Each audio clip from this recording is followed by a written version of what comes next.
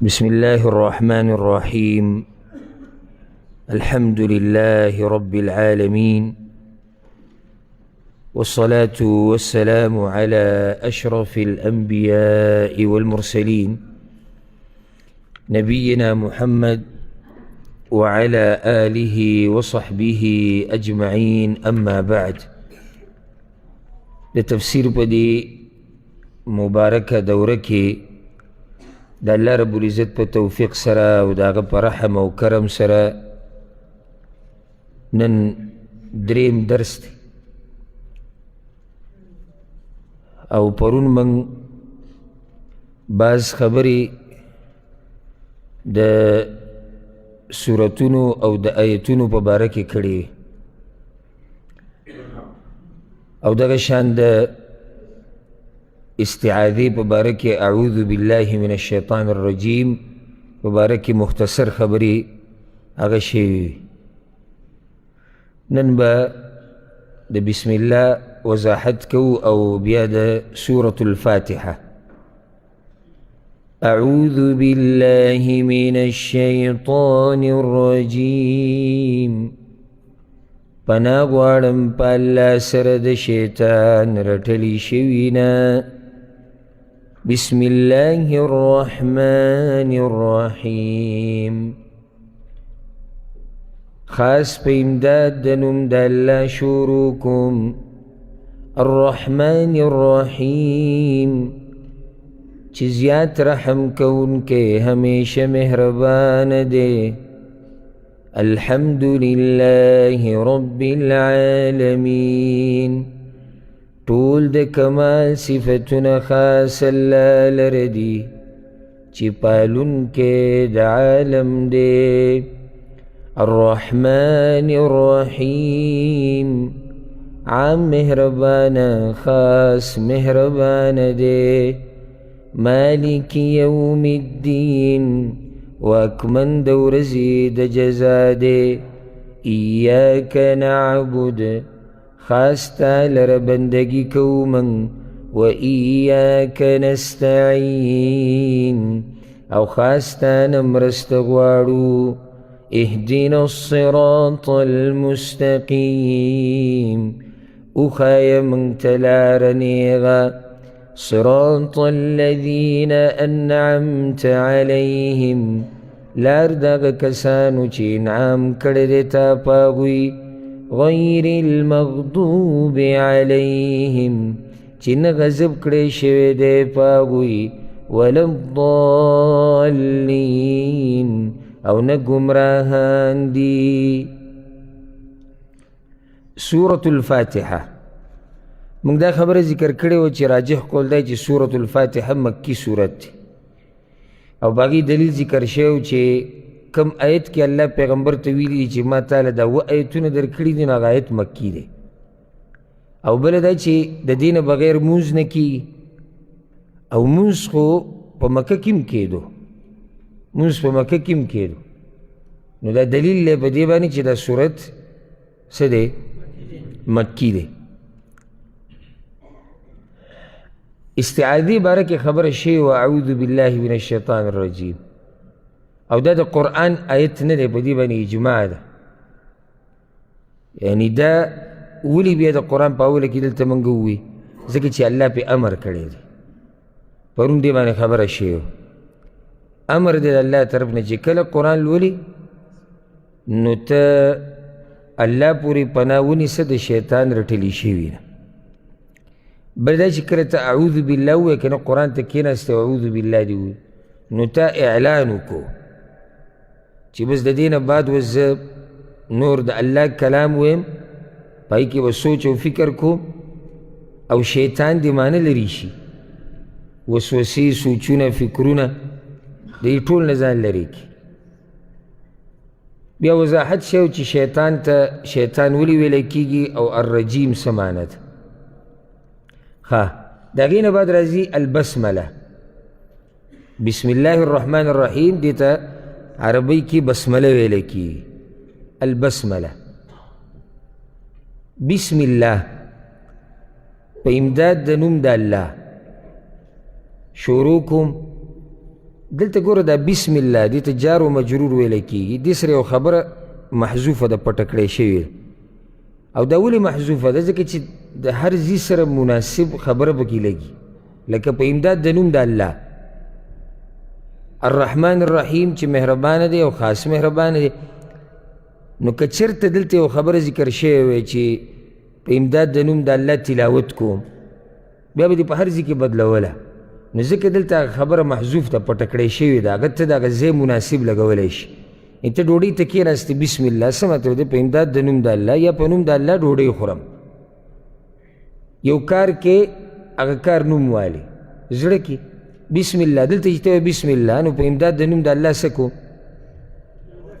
تلاوت کو په امداد د نوم د الله اوبس کم په نوم د الله ډوډۍ خورم په نوم د الله دا کار کو نو ځکه دا خبره دلته پټه ده بسم الله په امداد د نوم د الله به چې څه مناسب دی هغه پکې راځي نو دلته موږ دا وایو په امداد د نوم د الله شروع کوم د قرآن کریم د هغې د تلاوت د هغې د تفسیر د هغې د ترجمې نو په امداد د نوم د الله شروع کو او نوم د الله حدیث کې دا راځي اگر که حدیث په سند کې سره څه خبرې شتي چې هر هغه کار چې هغه د الله په نوم شروع نشي نو هغه کار نیمګړی او موږ چې په اوله کې د الله نوم الو بسم الله نو د دې دپاره چې دې کار کې برکت واچولی شي او بله دا چې د الله نه مرسته غواړو ځکه چې که الله موږ له طاقت را نه کړي موږ د دې ځای نه خوځېدی نه شو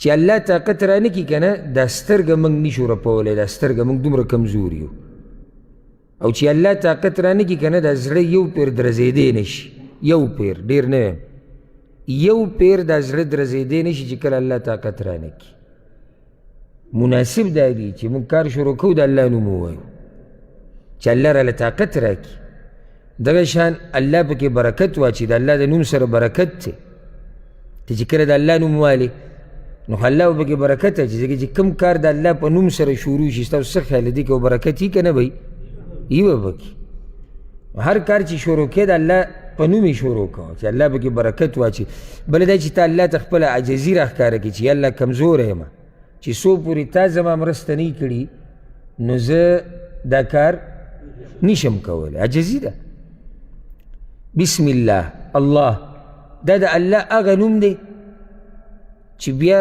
د دې دپاره ته هغه نور او نومونه او صفات ذکر کې دا د الله داسې نوم دی ځکه بعضو علما وی اسم اعظم هغه نوم چې دعا کې یاد کړی شي او هغه دعا الله نه رد کوي نو هغه اسم اعظم دا دی الله او دا هغوی دا خبره د نور علماو نه مضبوطه ده څوک چې نور نومونه ذکر کوي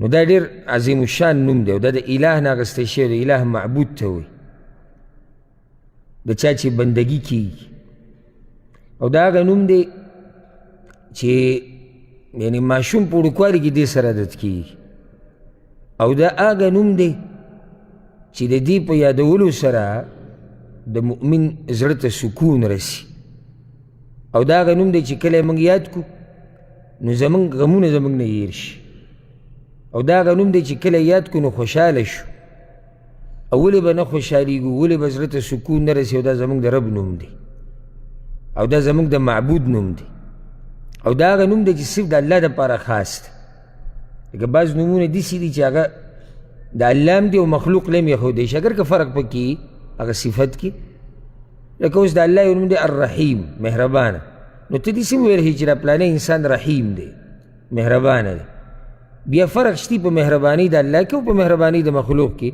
خو نه مهربان الله هم دی مهربان هغه هم دی دا شان د الله نوم دی الکریم نو ته داسې وویل شي چې یاره پلانی انسان کریم دی خو بعض نومونه داسې دي چې هغه مخلوق دپاره نشي ویلی بلکل لکه یو دا نوم دی الله یا الرازق رزق ورکوونکی یا القهار یا الجبار دا د الله خاص نومونه دا ته د مخلوق دپاره نشي ایښودی الرحمن الرحیم الرحمن او الرحیم د دې عامه ترجمه چې کېږي چې کومه عامو خلکو ته یاد هغه دا چې عام مهربانه او خاص مهربان. اصل کې الرحمن او الرحیم یعنی دوانو کې د الله صفت ذکر شوی د رحمت، نو ځکه بیا بعض علماء وضاحت داسې کړی چې د الرحمن مطلب عام مهربانه، الرحیم مطلب خاص مهربانه. نو الله عام مهربانه دی په څاروو، په زناورو، په درندگانو، په مارغانو، په پیریانو، په کافرانو، په مسلمانانو، په انسانانو. او چې کوم ځي ته نظر چورلی هلته د الله رحمت او مهرباني ویني. او داسې څوک نشتی په دې دنیا کې چې هغه د الله د رحمت نه بهري. نو الله عام مهربانه دی. او ځکه ګوره قرآن کې الله دا خبره ذکر کړې دی چې الله په عرش د پاسه دی او عرش پر ټولو مخلوقاتو د پاسه دی. نو الله وی الرحمن علی العرش استوى، بل نوم یې نه ذکر کړی، لکه الرحیم یې نه دی ویلی، الرحمن. نو الله په دې ټولو مخلوقاتو د پاسه دی، په عرش د پاسه دی، څنګه چې د شان سره ښایي. نو هغه عام څنګه چې په دې مخلوقاتو ټولو د پاسه دی، دقې شان په دې ټولو مخلوقاتو مهربانه دی. نو ځکه الرحمن نوم ویلی دی. الرحیم خاص مهربانه دی. د الله بعض مهربانیانی هغه بعضو بندگانو پورې خاص دي، ټولو لپاره نه دي. لکه د الله د مسلمانانو سره چې کومه مهرباني معامله ده هغه د کافر سره نه ده. او په آخرت کې خو مهرباني خالص د مسلمانانو دپاره ده، پای کې خو د کافر بالکل برخه نشته. نو دا مطلب دی خاص مهربانه، عام مهربانه. دا ور چې څوک آخره کې کینی مهرباني کوي بندوي. دلته دا بله فایده یاده که، بسم الله الرحمن الرحیم، چې آیا دا بسم الله د سوره فاتحې آیت دی او که نه. او ما پرون او بل ورځ دا خبرې وکړې چې موږ په بعضو خبرو کې تفصیل نه کوو. او ځکه پرون ما تاسو ته دا وویې که څوک علم زیاتول غواړي نو روزانه دی ورسره د تېر شوي کال د دورې درس اوري، هغه بل شان دی او دا بل شان دی. هلته موږ دا تفصیلونه ډېر کړي، خو دې کال له دې ته زموږ اراده نه ده، بعض نورې خبرې چې هغه به بیانو. خلاصه دې خبرې دا ده او تحقیقي قول دا دی چې بسم الله مستقل آیت دی، الله را لېږلی دا آیت دې دپاره دی چې د دوو صورتونو په منځ کې به فرق راشي. که بعض علما وی بسم الله د هر صورت آیت دی، بعض وی دا د سوره فاتحې آیت دی، او بعض وی نه دا مستقل آیت دی، د صورت سره تعلق نشتی. نو بیا ولې په قرآن کې دی؟ د دې دپاره چې د صورت او د صورت په منځ کې فرق راشي. او دا راجح قول دی. او په دې دلیل دا دی، پرون موږ حدیث ویلو چې الله وی چې کله بنده وی الحمدلله رب العالمین، نو شروع ګوره د سوره فاتحې د الحمدلله نه وکړه. که چېرته بسم الله د سوره فاتحې آیت وی نو بیا به شروع د کوم ځای نه کولی؟ د بسم الله نه. خو داسې ونه وي چې فاذا قال العبد بسم الله الرحمن الرحیم، داسې ونه وي. او په دې باندې نور هم ډېر دلایل دي. لکه ګوره هغه حدیث کې راځي رسول صلی الله علیه وسلم وی په قرآن کې یو صورت دی 13 آیته، یو سړي دپاره سفارش وکړو تر دې چې جنت ته لاړ. هغه صورت دی وی تبارک الذي بیده الملک. ګوره 13 آیت یې ووی. نو داسې ونه چې هغه صورت دی بسم الله الرحمن الرحیم تبارک الذي بیده الملک. صورت شروع د کوم ځای نه وکړه؟ تبارک الذي. او دلته ورسره دا فایده یاده کوي که نه، ګوره چې بعضو مسلو کې به چا سره نښلي ناستې پالتو او سختي به نه کړي. لکه دا مسله شو، لکه اوس یو سړی دا وایي چې سوره فاتحه د هر صورت آیت، عفوا بسم الله د هر صورت آیت دی، هر صورت آیت دی. دا نو ته ورسره ونښلي د ویښه، هغه د علماو قول اورېدلی، دلایل پېښ دي، بس خبره نه. ښه یو سړی دا وایي چې بسم الله د سوره فاتحې آیت دی، نو ته ورسره پکې نښله مه چې د ټاپې پې سختې لګی او بس ته به چې د کفر کړی. نه، هغه د بعضو علماو قول دی او هغوی پې ښه مناسب دلایل پیش کوي. والله اعلم. زموږ خپل زړه په دې مطمئن کیږي چې بسم الله دا یو مستقل آیت دی او الله دې دپاره رالیږلی دی چې د دوو صورتونو منځ کې به فرق راشي. اوس که چېرته بسم الله نه وی نو موږ ته دا پته نه لګېده چې دا صورت په دې ځای ختمیږي او دا بل صورت دې ځای نه شروع کېږي. د هغې نه بعد الله وایي الحمد لله رب العالمین، ټول د کمال صفتونه خاص الله لره دي. رب العالمین چې پالونکی د ټول عالم دی. سبحان الله، د قرآن ابتدا د دې نه شوې ده الحمدلله، او د هغه عبادت دی چې د الله رب العزت ډېر خوښ دی. حمد د الله ویل، تاسو دا ټکې ډېر اورئ که نه، پلاني د الله حمد وي او حمد. حمد څه ته وایي؟ د الله دپاره اوچت صفات ثابتول. یو ګوره حمد دی، یو تسبیح ده سبحان الله چې موږ وایو، او اکثر اذکار چې وګورئ نو دا دوه پکې وي، یعنی حمد پکې وي، تسبیح پکې وي. په حمد کې موږ د الله دپاره ټول اوچت صفات ثابتو، یعنی څومره چې اوچت صفات دي الله د هغې مالک دی. تسبیح کې موږ دا وایو چې څومره د نقصان صفات دي او کم صفات چې الله پورې نه ښایي الله د هغې نه پاک دی، ځکه دا ډېر اوچت عبادتونه دي. قرآن کریم کې بعض صورتونو ابتدا د دې نه شوي ده الحمدلله، او د بعض صورتونو ابتدا داسې شوي ده سبح لله، سبح اسم ربک الاعلى، سبحان الذي اسرى بعبده يسبح لله. شروع د تسبیح نه کېږي. نو د الله دا عبارتونه ډېر خوښ دي. د الله دا خوښه ده چې څوک د هغه شان بیان کړي، او د الله دا خوښه ده چې څوک د هغه پاکي بیان کړي.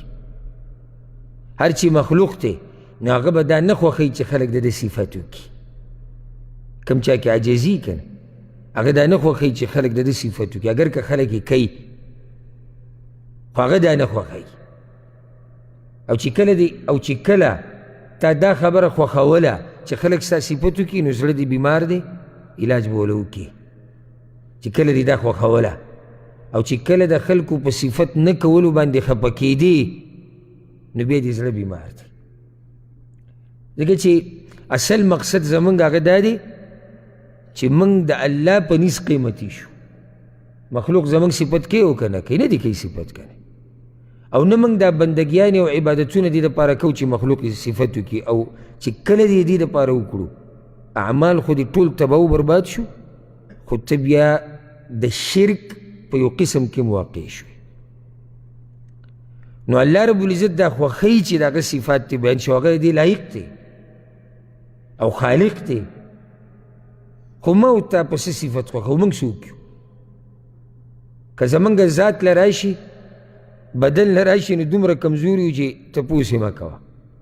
که زمونږ عمل له راشي نو چاته د ښکاره کولو نه دی، والله چې شرمیږو پې. که زمونږ علم له راشي نه څه علم دی موږ سره، او که زمونږ نورو کارونو له او کارنامو له راشي نو څه به وي چې خلکو ته وایي چې تاسو به زموږ صفت وکئ. نو رب العالمین دا خوښوي چې د هغه صفت دې وشي. لنډه معنی دا ده چې ټول د کمال صفات الله دپاره ثابتول. خو ګوره دا یاده کوي چې بعض د کمال صفتونه صرف د انسانانو دپاره کمال الله دپاره نه وي، الله دپاره نقصان او عیب. لکه اوس یو سړی چې یاره بچي پیدا کېده دا خو د کمال صفت دی، بچي پیدا کېده دا د مخلوق دپاره د کمال صفت دی، الله دپاره کمال نه دی. الله دپاره کمال دا دی چې بچی یې نشتی، الله دپاره کمال دا دی چې ښځه یې نشتی، الله دپاره کمال دا دی چې نه د چا نه پیدا دی نه دي څوک پیدا دی، دا د الله دپاره کمال دی. خو زما او ستا دپاره دا عیب دی چې ښځه یې نه وي، زما او ستا دپاره عیب دی چې بچي نه کېږي، زما او ستا دپاره عیب دی چې ډوډۍ نشي خوړی، زما او ستا دپاره عیب دی چې اوبه نشي څکې. د زمونږ دپاره کمال دا دی چې موږ دا کارونه کوو او وشي، خو د الله دپاره دا کمال نه دی. نو ټول د کمال صفات چې الله د شان سره ښایي هغه تا دلته ثابت کړو الحمدلله. او تدبر دی سفر کې به انشاءالله موږ تدبر ډېر زیات کوو قرآن کې، که الله توفیق او ژوند راکړو. سوچ کوو دې خبرې ته، شروع ته وکړه الحمدلله الحمدلله.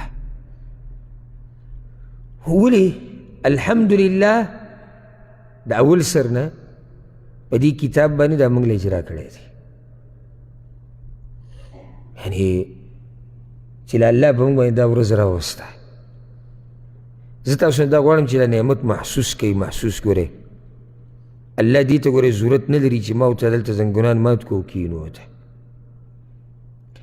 الله زما او ستا دې تلاوت ته او دې تفسیر ته ضرورت نه لري، خو دا موږ خوش قسمته یو چې الله په موږ باندې دا ورځ راوسته او موږ یې د دې لایق وګڼلو، نو توفیق یې راله راکړو د بیانولو او د اورېدو.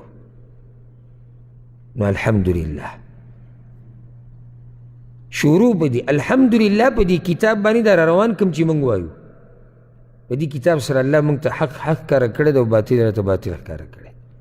الحمدلله الحمدلله په دې چې الله رب العزت موږ ته دا کتاب را نصیب کړی دی، بې پیغمبر را لېږلی دی د وضاحت دپاره. الحمدلله الحمدلله ډېر خلک دې کتاب تلاوت ته نشي کېناستی، د دې ترجمې ته نشي کېناستی، د تفسیر ته نشي کېناستی، نه پې پوهېږي نه پې عمل کوي. نو الحمدلله چې الله ماله توفیق راکړو. الحمدلله دا خبره د زړه د کومې نه کوه، خاصې ژبې په سرې مه کوه. یعنی تقریبا په ورځ کې چې موږ ډېر ونه وایو نو سوره فاتحه کې موږ تقریبا 40 پیرې الحمدلله وایو، او که شماري کو د سحر 2 سنت 2 فرض شماروي 4، بیا ماسپښین ټول مونځ 10 رکاته سو 14، مازدیګر 4 18. سړی دینداره دی دغه مانځه نه مخکې دغه 4 رکاتو هم خیال ساتي، څو شو 22. ماښام مونځ 15 رکاته 20. دا زه ګوره کم سے کم یادوم، دینداره سړی ډېر مونځ کوي. ښه 20، بیا ماسخوتن 4، ولې تاسو ودې لګي 21، بیا پسې 2 سنت او 3 وتر، عام خلک 3 وتر کوي، 15 دا شو څو 26. ښه 26 شو، یو 2 رکاته پکې زه تهجد هم کې ښه سړی دی 28. اشراق 2 رکاته کوي 40. زه 40 ووایه، اگر که یو سړي د الله سره ربط او تعلق مضبوط هغه دې نه ډېر کوي.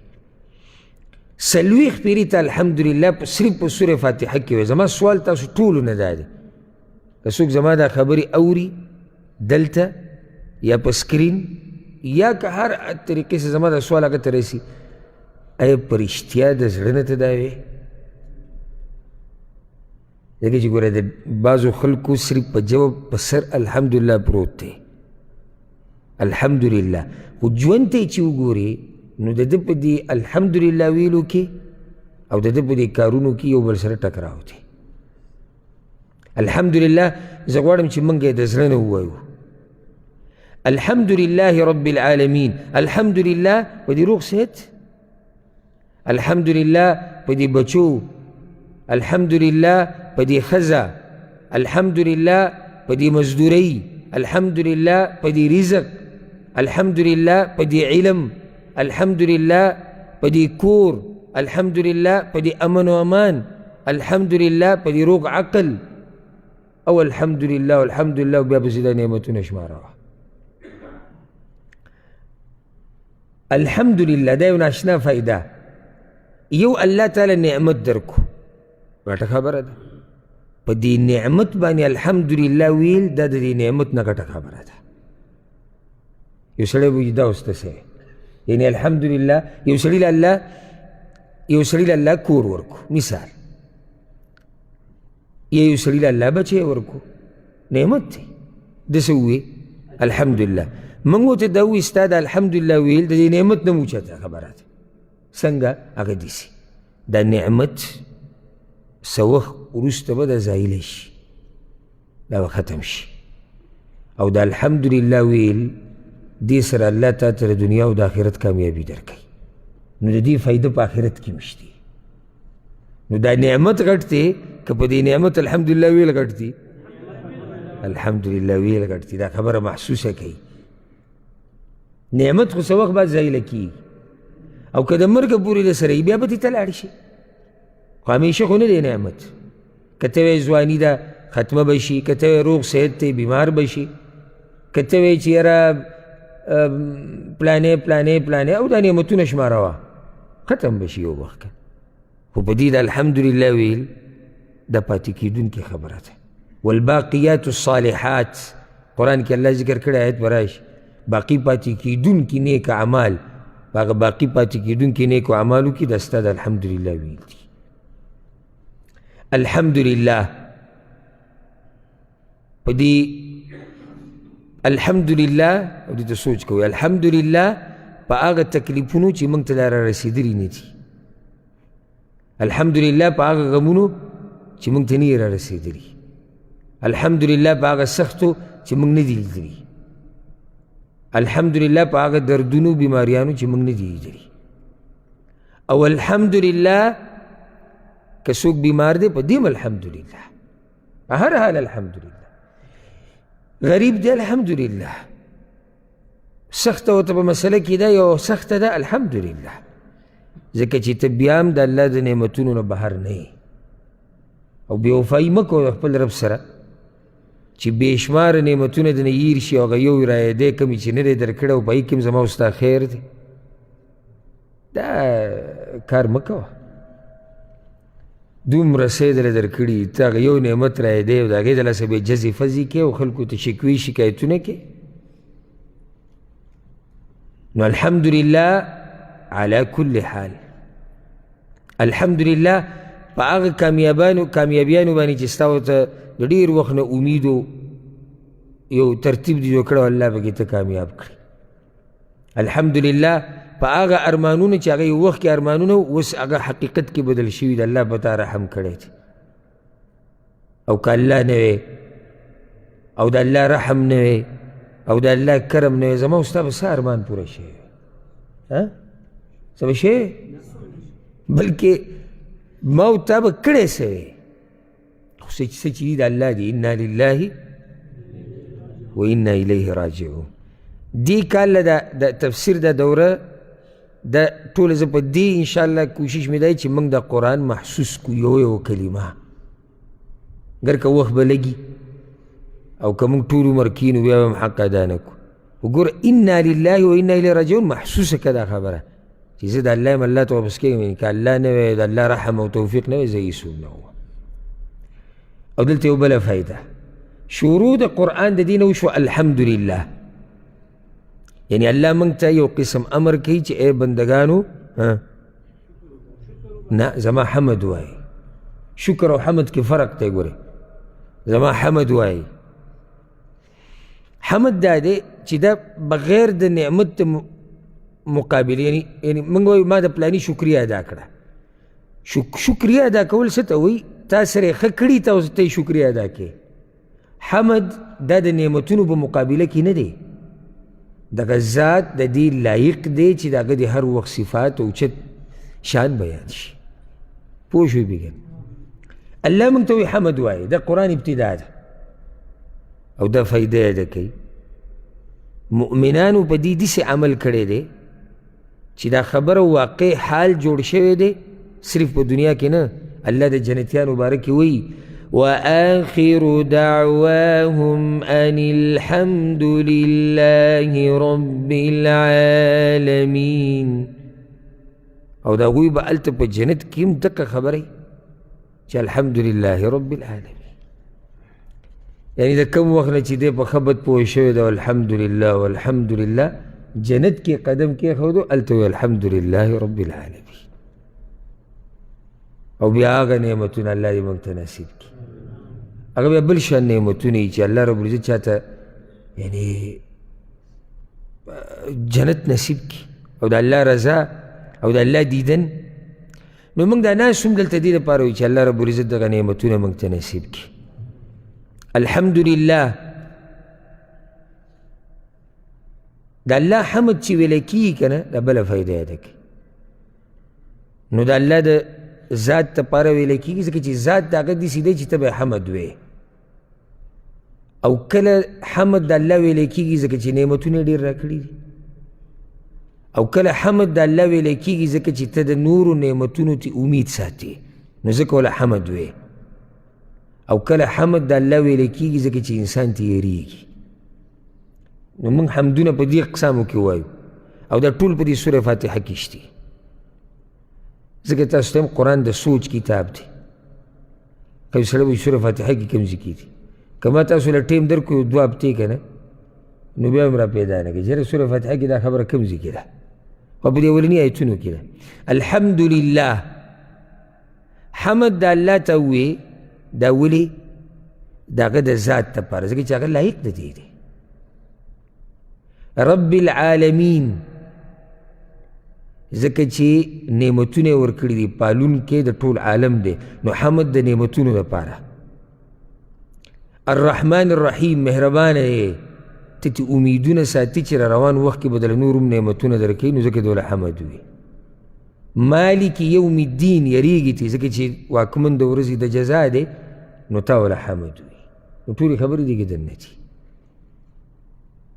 الحمدلله رب العالمین، رب دا په عربی کې سید ته وایي، مالک ته وایي، مصلح ته وایي، د یو شي برابرونکي ته، مربي ته وایي، تربیت کوونکي ته، خالق ته وایي، معبود ته وایي چې عبادت کېږي. دا ټول دې دپاره ثابتېږي. نو که موږ وایو چې رب معنی معبود دی، نو الله معبود دی. که د رب معنی خالق دی، نو الله خالق دی. که ته وایې مربي تربیت کوونکی، نو الله تربیت کوونکی د ټول عالم دی، پالونکی دی. او که ته وایې چې مصلح اصلاح کوونکی دی، جوړونکی دی، نو الله دی. که ته وایې مالک، نو الله دی. نو الله پالونکی د ټول عالم دی. العالمین، مختصر د دې وضاحت هغه دا دی، د الله نه علاوه چې څوک هم دي د عالم دی، نو ټول مخلوقات رالو. نو که ته دلته ترجمه وکړي چې پالونکی د مخلوقاتو دی، صحیح به که غلطه وایي؟ صحیح دی؟ صحیح دی. که ته وایې پالونکی د ټول عالم دی، صحیح دی. ځکه چې د الله نه علاوه د عالم دی، او الله د دې ټولو پالونکی دی. څه ناشنا شانې دی. ما پرون تاسو ته ووایي چې د مقصد د صورت دا دی چې موږ د الله خالص بندګي وکړو. هغه نقطې له الله نه دی راغلی د بندګۍ هغې له. تا ته دا خبر اول نه بیانوي چې اول ما وپېژنه چې زه څوک یم، نو چې زه دې وپېژندم، نو ته به پخپله دا ومنې چې او دا رب د دې عبادت حقدار دی. پالونکی د ټول عالم، د څاروو، د زناورو، د پیریانو، د ماشوم، د بوډا، د مشر، د دې ټول عالم پالونکی الله رب العزت دی. ځمکه، اسمانونه، بوټي، ونې، اوبه، چې څه دي په دې عالم کې، الله دې پالونکی دی. یو سړی وایي چې نه ما ته خو مور پلار دا خبرې ښوولي دي. دې له وروسته راځي تا ته چا ښوولي دي؟ دې څاروو ته چا دا لار ښوولې ده؟ د ژوند د تېرولو طریقه دې زناورو ته چا ښوولې ده؟ د ګبین دې مچۍ ته چا دا خبره ښوولې ده چې ته به دا کار کوې، بیا به ګبین جوړېږي، داسې به کېږي؟ الله یې ساتي که نه. سبح اسم ربک الاعلى الذي خلق فسوى والذي قدر فهدى. مخلوق پیدا کړی دی، بیا ورته هدایت کړی دی. هدایت نه مراد دلته لار د ژوند د تېرولو ورته ښوولې ده. هر چا ته یې ښوولې، یا ماشوم ته هم ښوولې ده. او چې کله الله دې ماشوم ته نه ښایي که نه، والله که موتی ورته وښایو، یاره وایي زموږ دا ماشوم بیمار دی، دماغي کمزوره دی، په خبره نه پوهېږي زر، ته به پې پوه کړې؟ نو کوم ځای کې دی هغه چې وایي چې نه انسان ته خو مور پلار خبره ښایي؟ ته یو وسیله یې، ته یو سبب یې. پالونکی ذات هغه څوک دی؟ هغه الله دی. نو دا هغه مرګ پورې دی ژوند باندې نظر واچو. نو رب العالمین چې دا کلمات ستا دا زړه را ډک کړي، هغه رب چې هر څه د هغه دي، هغه رب چې هغه مرسته کوونکی دی، هغه رب چې هغه د سره مرسته نه کړي، نو ته هېڅ نشي کولی. دغه رب العالمین دی. رب العالمین چې د هغه سره باچایي د دې کون او د کائنات ته، او چې څنګه وغواړي او کله وغواړي هغه شانې کوي.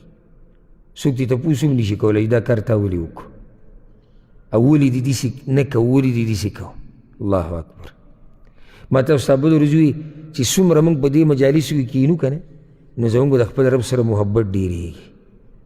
دا موږ چې د الله نه لرې شوي یو نو هغه زموږ کوم معرفت چې د الله په باره کې دی د هغې کې کمی راغلی دی نو چې کله موږ صحیح ونه پېژندو نو موږ ترې څه شو موږ ترې لرې شو او چې څومره وپېژنې دومره به نږدې شي اوس دا خبرې چې زه بیانوم او تاسو اورئ د دغه رب سره محبت نه ډېرېږي هغه عظمت یې په زړونو کې نه ډېرېږي سړی وایي چې یاره د بندګي مې ښه ډېره کړې سړی وایي چې دغه الله ته مې وژړلې دغه الله ته مې عجزي وکړې څه ناشنا رب دی څه عظیم الشان دی رب العالمین هغه رب چې کله یې ورکوي نو څوک یې منع کولی نه شي او چې کله یې منع کي څوک یې ورکولی نه شي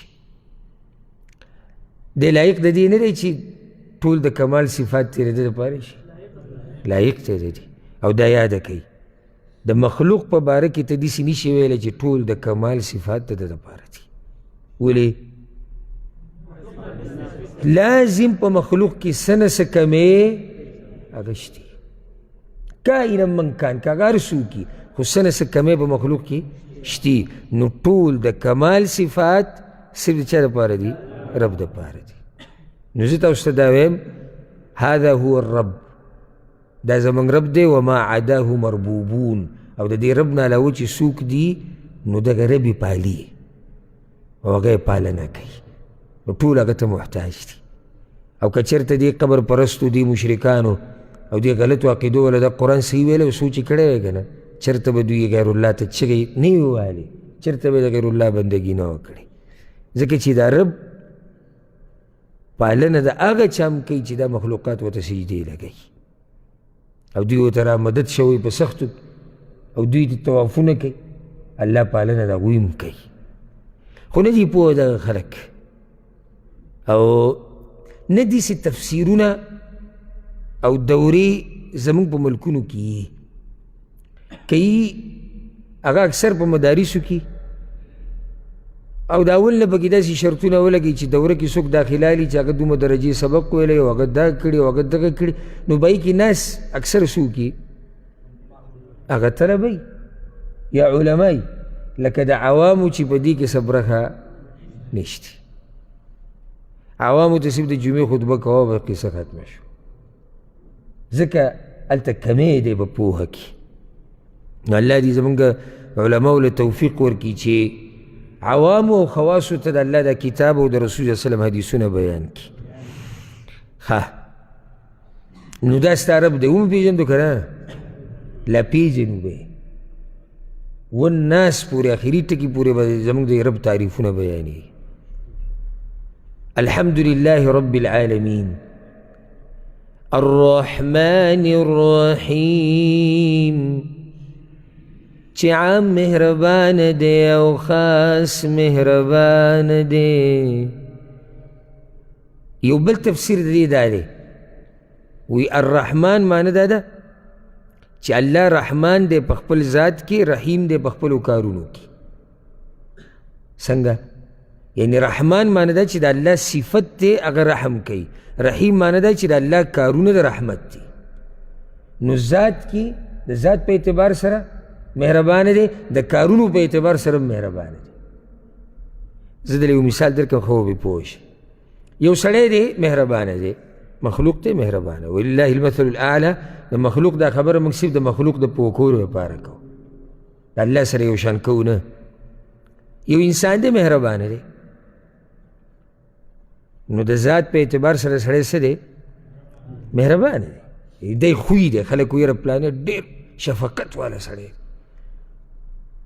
او یو ورځ غوسه شو یا بیمارو او د یو چا سره ډېره سخته معامله وکړه ګوره دی د کار په اعتبار سره بیا رحم کوونکی نه شو اگر که سړی عام مهربانه دی یعنی عام ژوند یې داسې دی چې د مهرباني معاملات یې داسې خو بعضو ځایونو کې د مهرباني معامله نه ده کړې الله رب العزت مهربانه دی او کارونه او افعال ټول د مهربانۍ دي ټول د مهربانۍ دي الرحمن الرحیم الله اکبر کله چې دا ټکی وی که نه مانځه کې یا قرآن ته ناستې تلاوت کې الرحمن الرحیم چې څومره ګناهونه دې هم کړي هغه الرحمن الرحیم دی. الرحمن الرحیم د هغه چې څومره نافرمانۍ دې کړي د هغه بیا هم مهربانه دی په تا باندې. الرحمن الرحیم زوړ وخت چې دې هر څنګه تېر کړی دی خو یاد ساته ګوره هغه مهربانه دی، بیا هم دروازه تا ته کولاو دی. هر څومره نافرمانۍ چې دې کړي رحمان الرحیم دی واپس شه او ته راشه.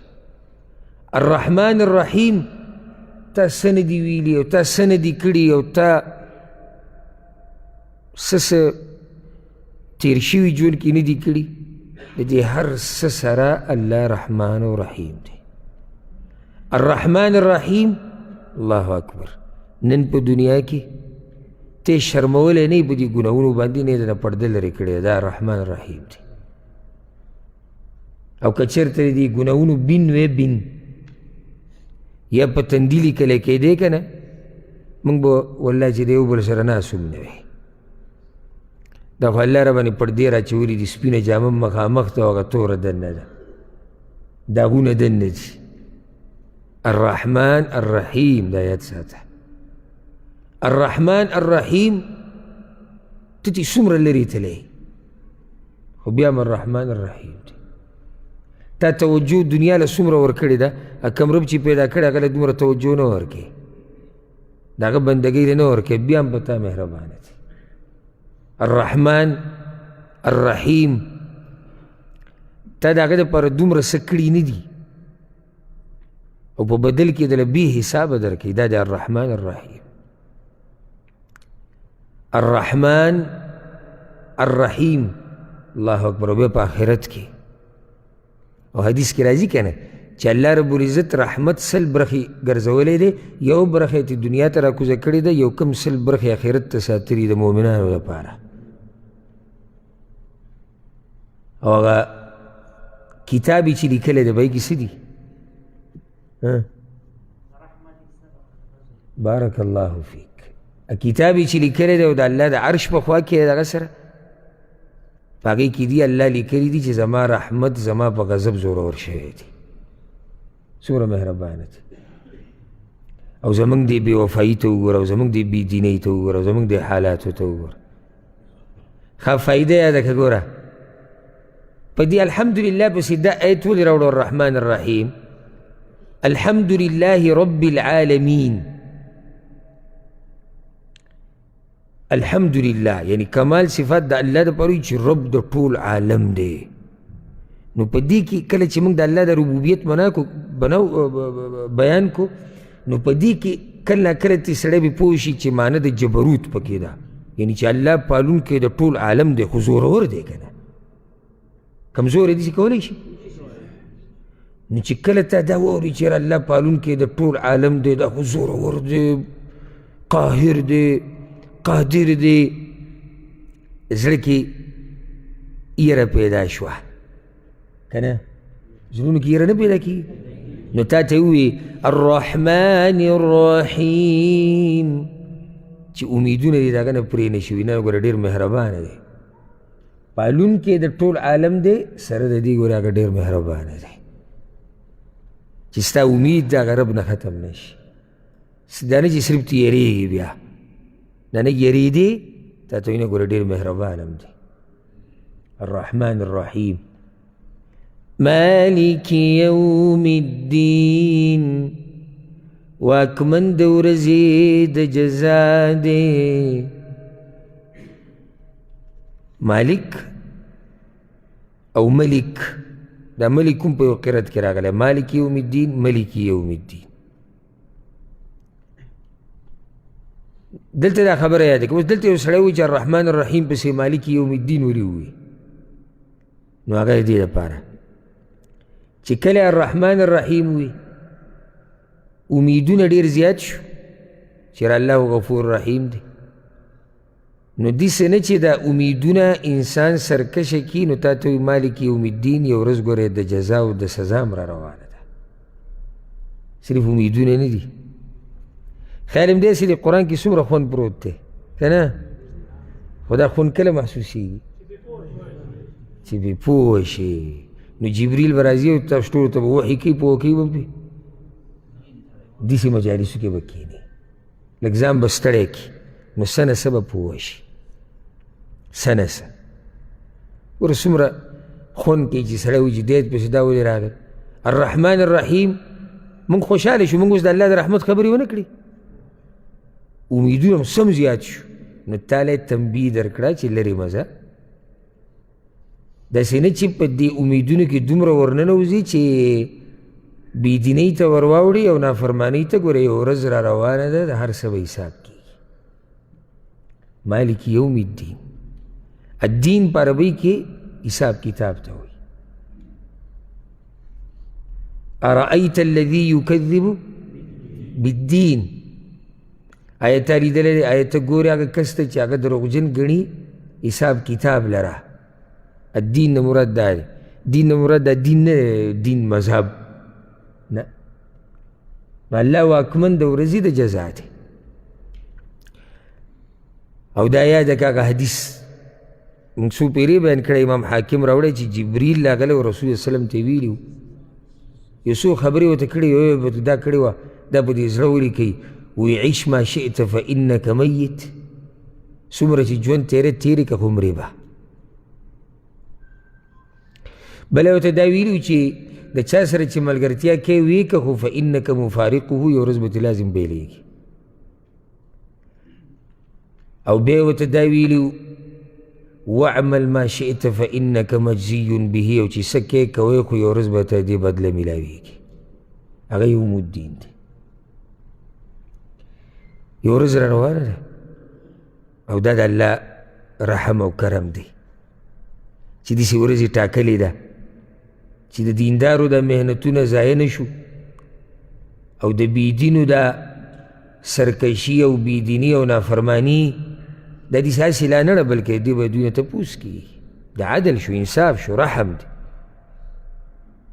نو یو ورځ را روانه ده او الله قرآن کې وایي لمثل هذا فليعمل العاملون. دا عمل کوونکي او دینداري کوونکي الله وایي دغه ورځې لپاره لګیا دي. دا محنت ټول د هغه ورځې لپاره دی، د یوم الدین دپاره. ورب الکعبه ورپکې هېڅ هم نشته. دقه دی چې په هغه ورځ الله موږ کامیاب کړي او د اعمال زموږ نه قبول کړي او زموږ نه راضي شي او موږ د ګناهونو نه وساتي. نو دا ټول محنت د دغې لپاره دی. لمثل هذا فليعمل العاملون مالک یوم الدین. واکمن د ورځې د جزا دی. نو الله خو واکمن دنیا کې هم دی، خو آخرت کې دنیا کې د دې مخلوقاتو هم عارضي باچایانې شتي چې هغه هم الله ورکړي ده. قل اللهم مالک الملک تؤتي الملک من تشاء وتنزع الملک ممن تشاء. هر چې آخرت ته نو هلته باچایي خالص ته الله ته. او زه به ته یو فایده ذکر کوم او حیران به شئ. په دې درې ټکو کې مالک یوم الدین، واکمن یوم الدین د ورځ د جزا دی، دې کې څلور غټې خبرې ثابتېږي. څنګه؟ هغه داسې چې کله دا زړه چې دی په دې سینه کې پروت دی دا لږ استعمال کړي، لږ د دنیا نه دمه کړي او عقل استعمال کړي، دماغ استعمال کړي، او دا کوپړۍ چې الله دومره غټه درکړې ده دا لږ د دین دپاره استعمال کړي. څنګه؟ هغه داسې مالک یوم الدین. د دې نه یو دا خبره ثابته شوه چې یو ټاکلی شوی وخت شته چې موږ به هغې ته راجمع کېږو. مالک یوم الدین د دې نه دا ثابته شوه چې په هغه ورځ باندې به د بدو اعمالو بدله میلاویږي، د نیکو اعمالو بدله به میلاویږي. دا دې آیت کې دي. کوم ځای کې دي؟ مالک یوم الدین پوره آیت کې دي، الدین کې. دویمه خبره شوه. دریمه دا ثابته شوه چې په هغه ورځ په کومه ورځ چې به جزا او سزا یي، هر څه فیصلې ټولې د الله په لاس کې دي. دا دې دریمه ثابته شوه. څلورمه چې دا ثابته شوه چې په هغه ورځ به عدل او انصاف وي، ظلم به نه کېږي. دا شته دي مالک یوم الدین کې؟ کوم ځای کې دي؟ نو داسې ثابتېږي چې دا خو ثابته شوه چې الله په هغه ورځ واکدار دی خالص، او چې الله واکدار شو نو الله ظلم نه کوي. نو دا څلور خبرې په دې لنډ آیت کې دي. آخرت ثابت شو، په آخرت کی جزا سزا ثابت شو، حساب کتاب. په آخرت کی دا ثابت شو چې فیصلې ټولې د الله دي، او دا ثابت شو چې آخرت کې به عدل او انصافي ظلم او زیاتۍ به نه کېږي. مالک یوم الدین. ایاک نعبد و ایاک نستعین. خاص تا لره بندگی کوو موږ او خاص تا نه مرسته غواړو. دا آیت راوړو چې پرون ما تاسو ته ووایي چې دا مغز دی د دې صورت. ما څه ویلي وو پرون؟ هغه ټوله خبره ما ته څوک ذکر کړي؟ شیخ الاسلام ابن تیمیه نه، د اول سر نه راشه. د ټولو آسماني کتابونو خلاصه قرآن دی. د ټول قرآن خلاصه په سوره فاتحه کې ده. د سوره فاتحه خلاصه په ایاک نعبد و ایاک نستعین کې ده. سوال، اوس دلته ایاک نعبد ولې راوړو؟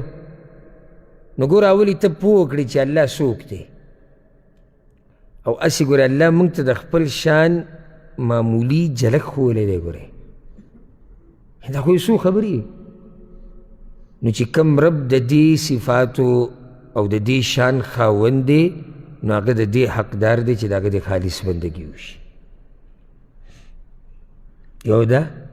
دویم ده، تا ته اول ځان وښو،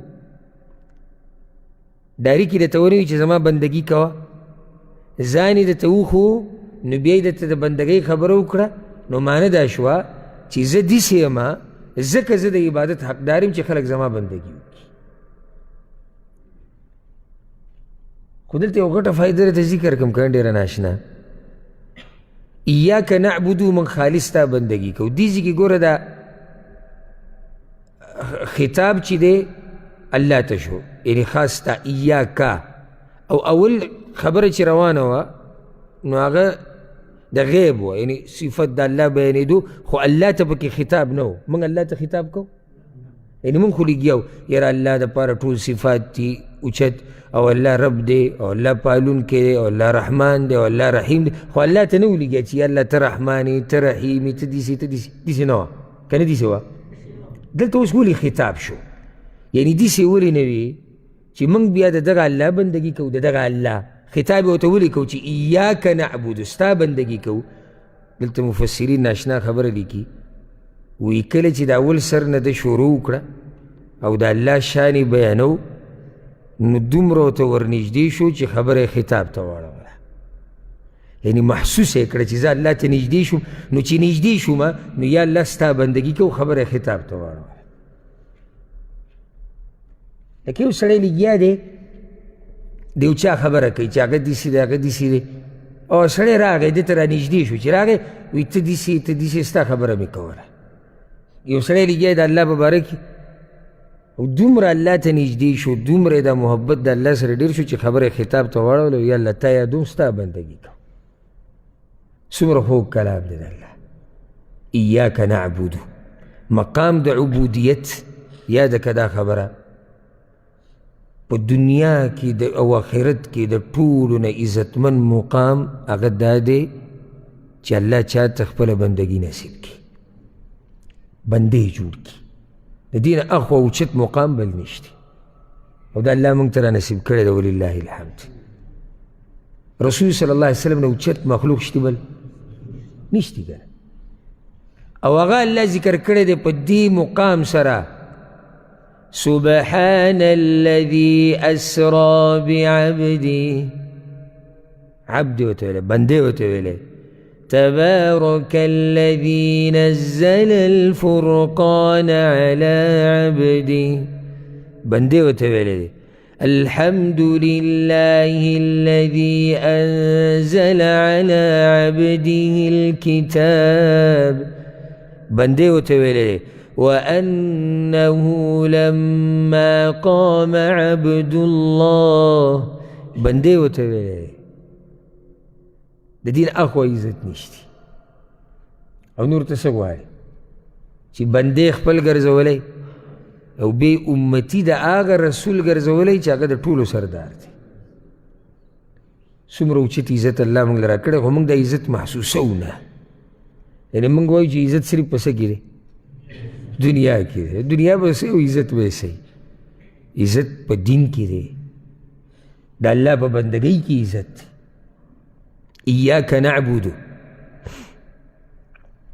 خاص تا بندگی کوو بندگی عبادت څه ته وایي لنډه خلاصه دا ده هر هغه کار هر هغه وینا کاغه ښکاروي او کاغه پټوي چې د الله دپاره کیږي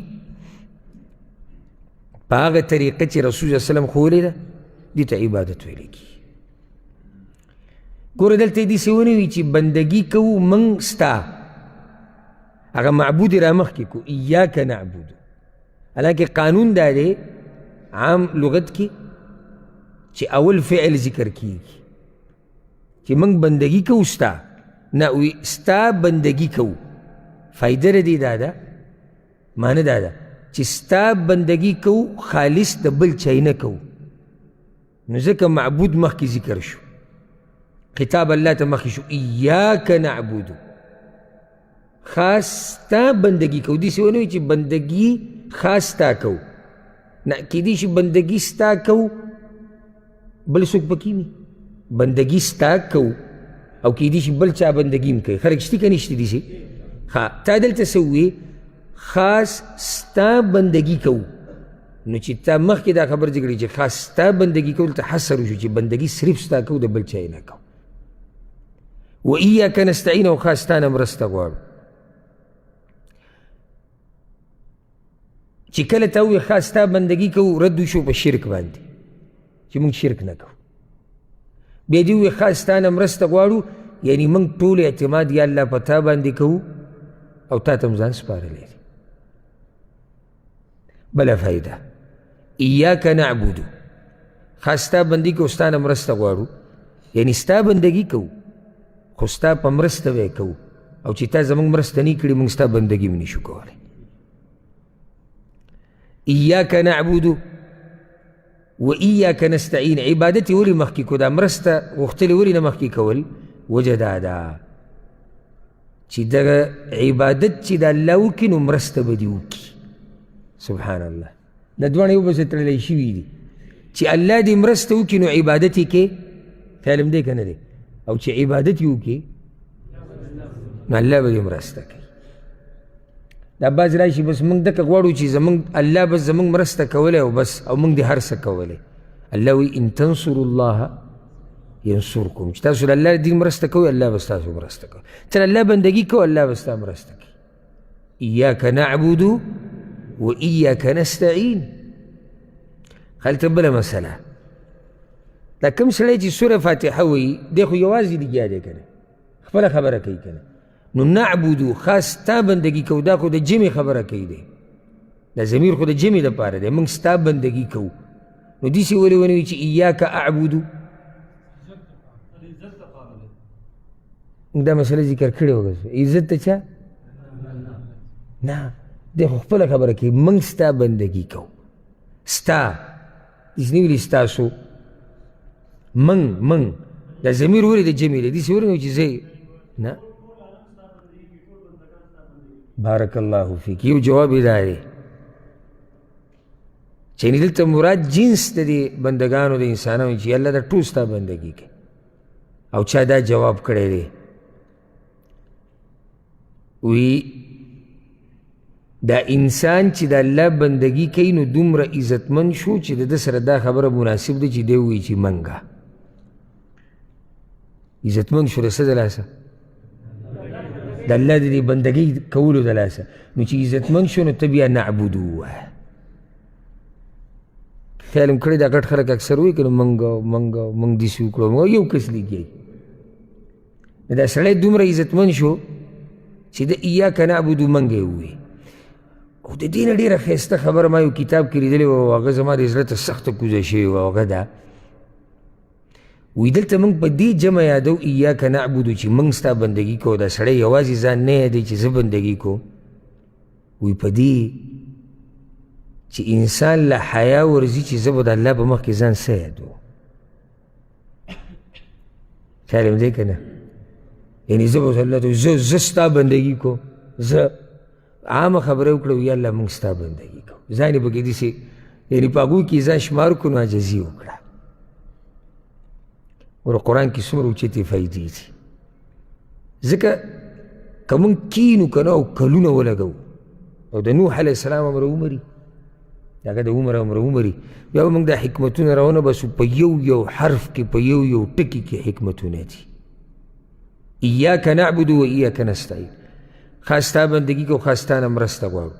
ښه مرسته تا نه غواړو، دلته دا مسله یاده کوي، مرسته د غیر الله نه غوښته په هغه څه کې چې هغه پرې قادري داسې دي جایز دي.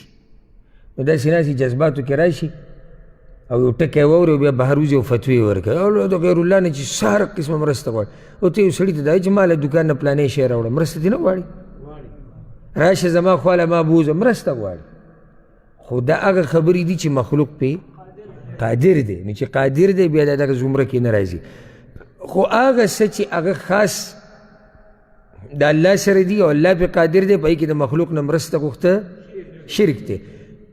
ته پلاني ته وایې ماله بچی راکه او ماله رزق راکه، او ما د آخرت د عذابونو نه بچ کا، شرک دی. او داسې پسې بیا ځه، نو خاص امداد به د چا نه غواړي؟ الله نه.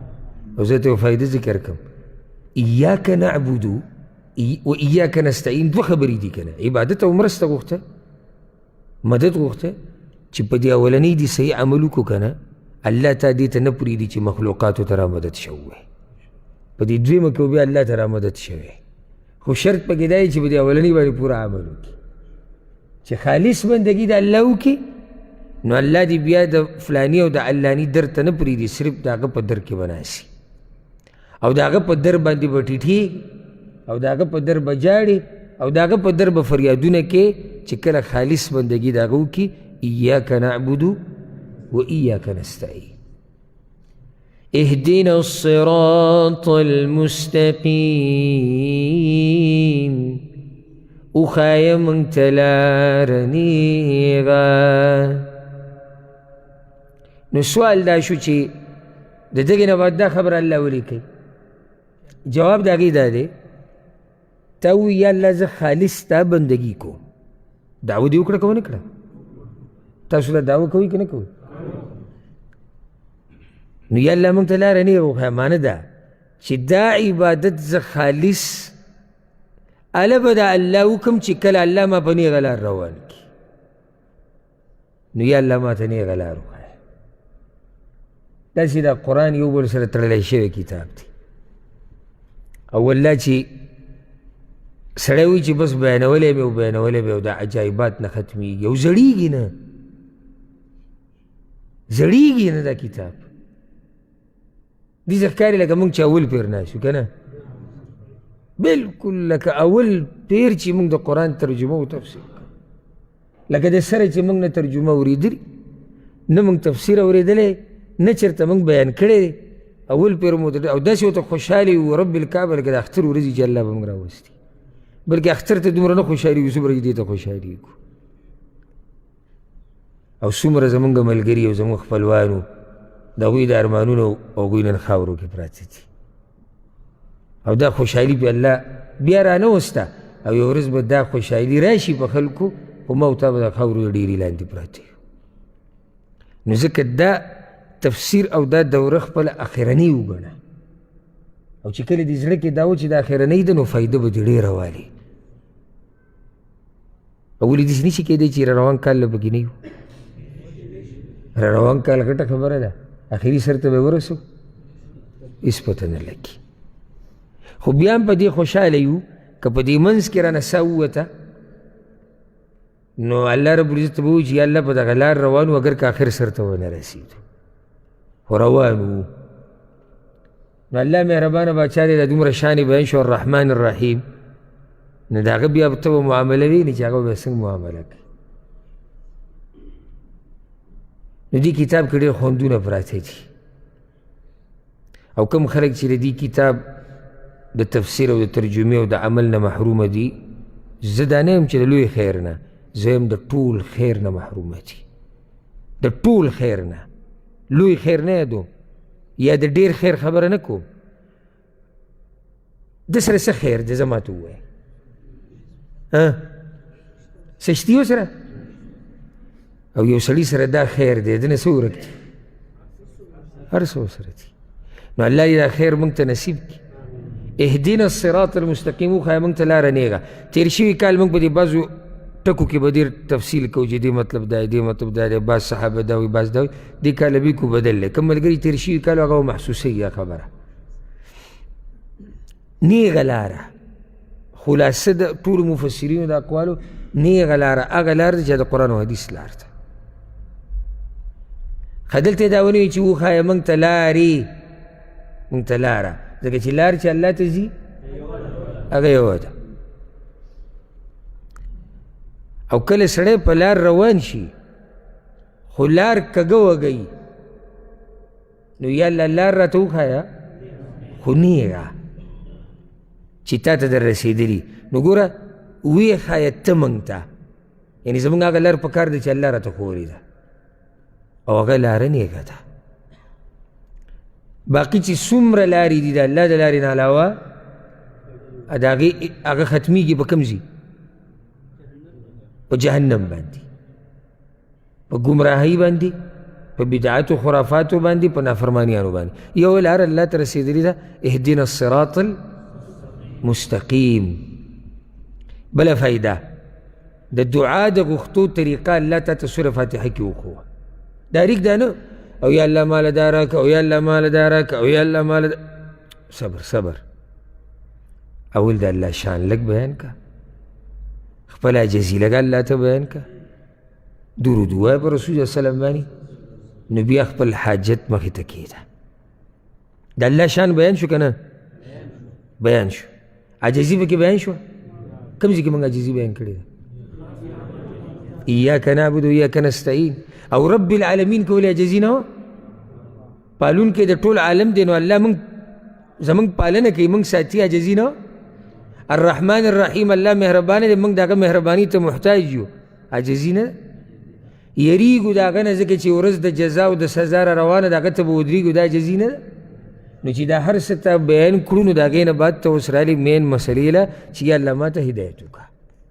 نو چې الله نه څه غواړي مخکې د هغه شان بیان کړه. په دې به اکتفا وکړو او انشاءالله سبا به شروع هم د دې ځینه کوو، اهدنا الصراط المستقیم. ای په دې کې یو څو خبرې نورې دي هغه به بیانو، او کوشش دا کوئ چې هره خبره یادوئ، نوټ کوئ یې،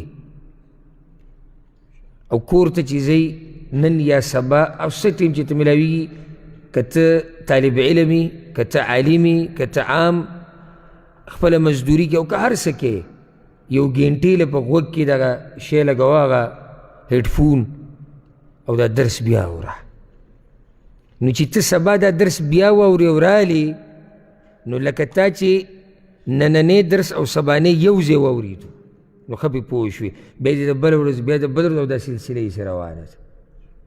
نو د دې نه علاوه 40 ګنټې دي، یو ګنټه پکې زموږ دلته لاړه، څو پاتې شوې؟